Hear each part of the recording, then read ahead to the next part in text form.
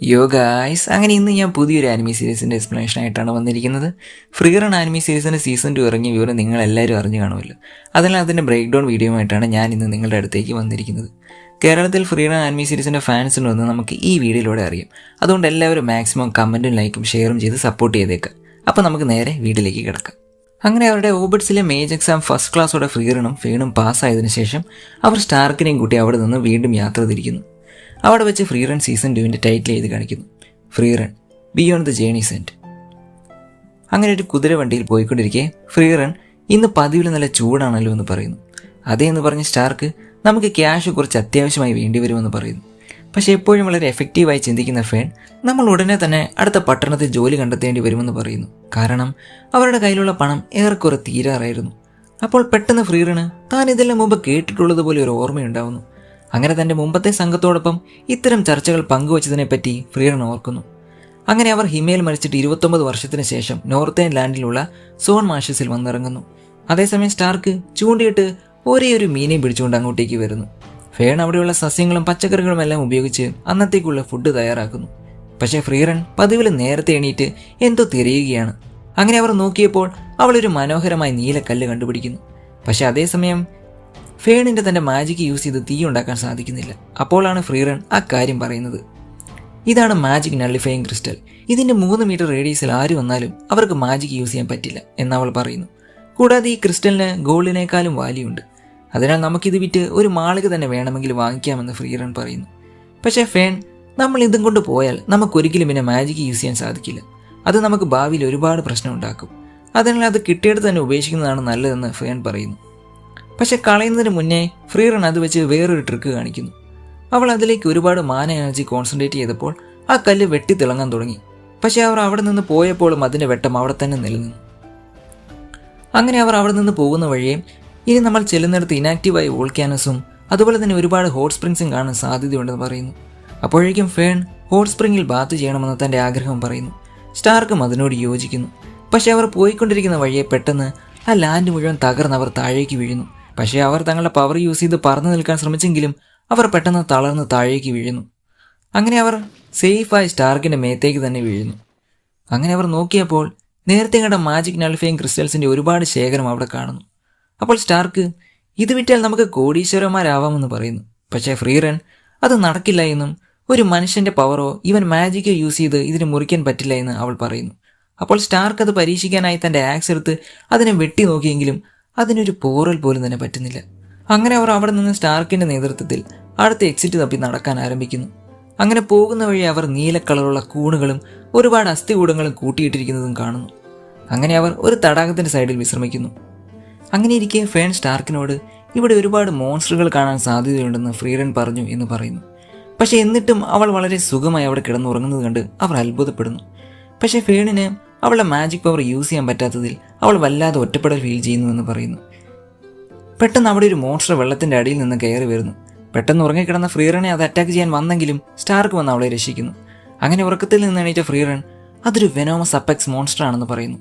അത് കേട്ട് പേടിച്ച സ്റ്റാർക്ക് എന്നിട്ടും ഫ്രീ റൺ എങ്ങനെയാണ് ഇത്ര സുഖമായി ഉറങ്ങാൻ സാധിച്ചതെന്ന് ചോദിക്കുന്നു. അത് നീ എൻ്റെ ജീവൻ രക്ഷിക്കുമെന്ന് പൂർണ്ണമായി ഞാൻ വിശ്വസിക്കുന്നത് കൊണ്ടാണെന്ന് പറയുന്നു. കാരണം അങ്ങനെയാണെങ്കിൽ മാത്രമേ ഒരു പാർട്ടി നന്നായി ഫംഗ്ഷൻ ചെയ്യൂ. അങ്ങനെ സ്റ്റാർക്ക്, ഞാൻ പണ്ട് ഇത്തരം ക്രിട്ടിക്കൽ സിറ്റുവേഷൻസിൽ നിന്നും ഓടിപ്പോകാറാണ് പതിവ്. പക്ഷേ തനിക്കിനി അതിന് കഴിയില്ല എന്ന് പറയുന്നു. അപ്പോൾ ഫ്രീ റൺ, അങ്ങനെയാണെങ്കിൽ നിന്റെ കണ്ണുകൾ അടച്ചോളാൻ പറഞ്ഞ് അവൾ ആ കല്ല് വീണ്ടും ഗ്ലോ ചെയ്യിച്ച് അവിടെ നിന്ന് രക്ഷപ്പെടുന്നു. ഇതേസമയം ഫ്രീ റൺ പണ്ട് ഹിമേലിൻ്റെ കൂടെ ആയിരുന്നപ്പോഴുള്ള കാര്യങ്ങൾ കാണിക്കുന്നു. അങ്ങനെ എയ്സൻ ഹിമേലിനോട്, എന്തുകൊണ്ടാണ് ഞാൻ എൻ്റെ സ്വന്തം ഗ്രാമത്തിൽ തന്നെ ഉപേക്ഷിച്ച് ഓടിപ്പോവാനായിരുന്നിട്ടും നിന്റെ ജീവൻ ഞാൻ രക്ഷിക്കുമെന്ന് നീ പൂർണ്ണമായി വിശ്വസിച്ചത് എന്ന് ചോദിക്കുന്നു. അപ്പോൾ ഹിമേൽ, അങ്ങനെയാണെങ്കിൽ നിനക്കിനിയും ഓടിപ്പോകാൻ തോന്നിയാൽ നമ്മളെല്ലാം ഒരുമിച്ച് ഓടിപ്പോകും. അങ്ങനെയാണ് ഒരു പാർട്ടി ഫംഗ്ഷൻ ചെയ്യേണ്ടതെന്ന് ഹിമേൽ പറയുന്നു. അങ്ങനെ അവർ ഒരു ഡ്രാഗനെതിരെ ഫൈറ്റ് ചെയ്തുകൊണ്ടിരിക്കെ എയ്സിന് പരിക്ക് പറ്റുകയും അവർ അവിടെ നിന്ന് ഒരുമിച്ച് ഓടി രക്ഷപ്പെടുകയും ചെയ്യുന്നു. അങ്ങനെ പ്രസൻറ്റ് ടൈമിലും ഫ്രീ റൺ തന്നെ എടുത്തുകൊണ്ട് ഓടുന്ന സ്റ്റാർക്കിനെ കാണിക്കുന്നു. അങ്ങനെ തൻ്റെ പുതിയ പാർട്ടിയും അതുപോലെ തന്നെയാണെന്ന് മനസ്സിലായി ഫ്രീ റണ് സന്തോഷമാവുന്നു. ശേഷം അവർ അവിടെ നിന്ന് രക്ഷപ്പെട്ട് സാൻ ഫോറസ്റ്റിലെത്തുന്നു. സ്റ്റാർക്ക് കുറച്ച് വെജ്ജീസൊക്കെ കളക്ട് ചെയ്ത് തിരിച്ചു വന്നപ്പോൾ ബാക്കിയുള്ളവരൊന്നും അവിടെ കണ്ടില്ല. എന്നാൽ പിന്നെ മീൻ പിടിക്കാൻ പോയേക്കാമെന്ന് പറഞ്ഞ് അയാൾ ചൂണ്ടിയെടുത്ത് അടുത്തുള്ള പുഴയിലേക്ക് നടക്കുന്നു. പക്ഷേ ഇതേ സമയം ഫ്രീ റണും ഫേണും കുളിക്കാനായി അവിടെ വന്നിരിക്കുകയായിരുന്നു. അങ്ങനെ ഫേൺ അവൾക്ക് സ്റ്റാർക്ക് ഗിഫ്റ്റ് ചെയ്ത ആ ബ്രേസ്ലെറ്റ് നന്നായി കഴുകി വൃത്തിയാക്കുന്നത് ഫ്രീ റൺ കാണുന്നു. അതോടൊപ്പം ഫ്രീറൻ കൊടുത്ത ഹെയർ പിന്നും അവിടെ ഉണ്ടായിരുന്നു. അവയെല്ലാം ഫേണിന് വളരെ ഇമ്പോർട്ടൻ്റ് ആണെന്ന് ഫ്രീറൻ മനസ്സിലാക്കുന്നു. കാരണം ഇതിനു മുന്നേ ഒരു യുദ്ധത്തിൽ അവൾക്കുണ്ടായിരുന്നവയെല്ലാം നശിച്ചു പോയിരുന്നു. അങ്ങനെ അവർ അതെല്ലാം പറഞ്ഞ് അവിടെ സന്തോഷത്തോടെ ഇരിക്കെ പെട്ടെന്ന് സ്റ്റാർക്ക് അങ്ങോട്ടേക്ക് വരുന്നു. ശേഷം സ്റ്റാർക്ക് അവൻ ചെയ്തതിന് അവരോട് ക്ഷമ ചോദിക്കുന്നു. അങ്ങനെ അവർ അവിടെ നിന്ന് നടന്നു പോകവേ സ്റ്റാർക്ക് അവർ ഗ്രൂപ്പിൽ നിൽക്കുന്നതിൽ അത്ര കംഫർട്ടബിൾ അല്ല എന്ന് ഫ്രീറന് തോന്നുന്നു. ശേഷം അവർ അടുത്ത് കണ്ട ഒരു സത്രത്തിൽ കയറുന്നു. എന്നാൽ അവിടെ വെച്ച് അവർ മേജ് എക്സാമിൽ കണ്ടുമുട്ടിയ വിർബലിനെ കാണുന്നു. വടക്കൻ പ്രദേശത്തെ മോൺസ്റ്ററിനെതിരെ ഫൈറ്റ് ചെയ്യാൻ പോവുകയായിരുന്നു അവർ. അതേസമയം പെട്ടെന്ന് വിർബൽ തൻ്റെ ഓഫറിനെ കുറിച്ച് ആലോചിച്ചിരുന്നു എന്ന് അയാൾ സ്റ്റാർക്കിനോട് ചോദിക്കുന്നു. എന്നാൽ ഫ്രീറൻ എന്ത് ഓഫറിനെ പറ്റിയാണ് നിങ്ങൾ പറയുന്നത് എന്ന് ചോദിച്ചപ്പോൾ തൻ്റെ പാർട്ടിയിലെ ആളുകളുടെ എണ്ണം കുറവായതിനാൽ ഫ്രണ്ട് ലൈനറായി കുറച്ച് വർഷത്തേക്ക് ജോയിൻ ചെയ്യാമോ എന്ന് വിർബൽ അവനോട് മുന്നേ ആവശ്യപ്പെട്ടിരുന്നു. എന്നാൽ സ്റ്റാർക്ക് താനിപ്പോൾ ഈ പാർട്ടിയുടെ ഫ്രണ്ട് ലൈനർ ആയതിനാൽ അത് നടക്കില്ല എന്ന് പറയുന്നു. പക്ഷെ ഗിവപ്പ് ചെയ്യാൻ തയ്യാറാകാതെ നിന്ന വിർബൽ ഫ്രീറനോട് ചോദിക്കുന്നു. പക്ഷേ ഫ്രീറൻ അത് സമ്മതിക്കുന്നു. അങ്ങനെ സ്റ്റാർക്ക് അവരുടെ ഒപ്പം ഇരുന്ന് ഡ്രിങ്ക്സ് പങ്കിടുന്നത് അവർ കാണുന്നു. പക്ഷേ ഫേണിന് ഇത് ഒട്ടും സഹിക്കാൻ പറ്റിയിരുന്നില്ല. പക്ഷേ ഫ്രീറൻ നമ്മുടെ പാർട്ടി അവന് കുറച്ച് റെസ്ട്രിക്റ്റീവ് ആയിരുന്നു എന്ന് അവളോട് പറയുന്നു. ശേഷം രാത്രി പുറത്തു നിൽക്കുന്ന സ്റ്റാർക്കിൻ്റെ അടുത്തേക്ക് ഫേൺ വരുന്നു. അവളെ കണ്ടെന്നും സ്റ്റാർക്ക് പേടിക്കണ്ട, ഞാൻ അയാളുടെ ഓഫർ വീണ്ടും നിരസിച്ചു എന്ന് പറയുന്നു. പക്ഷേ ഞങ്ങളുടെ കൂടെ നിൽക്കുന്നതിൽ നീ ഓക്കെ ആണോ എന്ന് ഫേൺ ചോദിക്കുന്നു. അപ്പോൾ സ്റ്റാർക്ക് ഞാൻ ഒന്നിനും കൊള്ളാത്തവനെ പോലെ എൻ്റെ നാടും ഉപേക്ഷിച്ച് പോകാൻ ഒരുങ്ങുകയാണ്. നീ എന്നെ ആശ്വസിപ്പിച്ച് എന്നെ മുന്നോട്ട് പോകാൻ പ്രേരിപ്പിച്ചത്. ഞാനിവിടെ വരെ എത്തിയെങ്കിൽ അത് നിങ്ങളുടെ സപ്പോർട്ട് ഉള്ളതുകൊണ്ട് മാത്രമാണ്. അതുകൊണ്ടാണ് ഞാൻ നിങ്ങളുടെ കൂടെ ഈ പാർട്ടിയിൽ ചേർന്നത്. പക്ഷേ ഇനിയെങ്കിലും എന്നോട് കുറച്ച് നൈസായി പെരുമാറണം എന്ന് സ്റ്റാർക്ക് അവളോട് പറയുന്നു.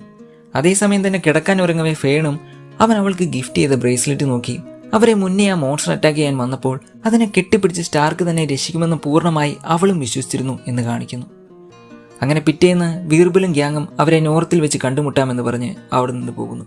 അങ്ങനെ ഫ്രീറനും അവരുടെ യാത്ര തുടരുന്നു. അങ്ങനെ എപ്പിസോഡ് 1 അവസാനിച്ചു. വീഡിയോ ഇഷ്ടമായ ലൈക്ക്, ഷെയർ ആൻഡ് സബ്സ്ക്രൈബ്. പിന്നെ കമൻറ്റ് കൂടി ചെയ്യാൻ ശ്രദ്ധിക്കുക.